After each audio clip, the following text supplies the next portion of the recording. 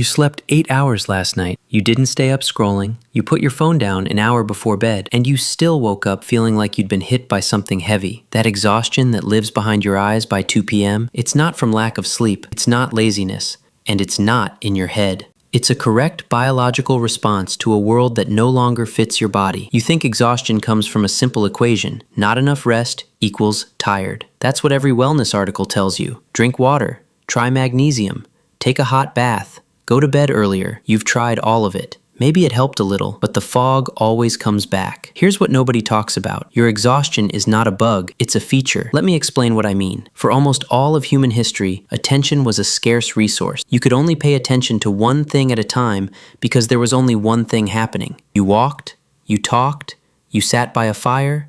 The world had gaps, real gaps, where nothing demanded anything from you. Those gaps were not empty. They were where your brain reset. They were where boredom lived. And boredom is not useless. Boredom is your brain's way of saying, everything is fine. I'm going to run maintenance now. That maintenance never happens anymore. Between your phone, your computer, your notifications, the gaps have been sealed. Every second is filled with something that could be important. Your brain has to evaluate each one. That evaluation costs energy. Even if you don't act on a notification, your brain has already spent calories deciding whether to ignore it. A 2009 study by management researcher Sophie Leroy, Attention Residue. It's the cognitive energy left behind when you switch from one task to another. Leroy found that even a brief mental switch, checking a text while working, leaves residue that reduces your performance and increases your mental fatigue. So your day becomes a cascade of partial attention. You are never fully here, you are never fully anywhere, and your brain is running a low-grade fever of vigilance all day long. The reframe lands here. You're not tired because you didn't sleep well. You're tired because your brain hasn't stopped working since you woke up 3 years ago. This isn't just theory. The data is specific and unsettling. In 2011, a group of researchers at the University of Tokyo, led by Toshio Yamagishi, they gave participants a simple task: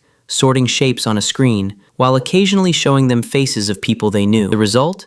Participants made 40% more errors when familiar faces appeared, even though they were told to ignore them. Their brains couldn't help processing the social signal. Each face cost cognitive energy. Each face left residue. Now scale that up to your phone. Every notification is a face. Your brain processes each one as if it matters, because for most of human history, a social signal did matter. It might have been a warning, an alliance, a threat. Your brain never learned that a group chat about lunch plans is not a survival event. The consequence is a low-grade, never-ending cognitive drain. You are not lazy. You are not weak. You are a biological system being fed more social signals in 1 hour than your ancestors processed in a month. So what does this mean for you? Right now, sitting wherever you're watching this. It means the tiredness you feel is not a personal failing.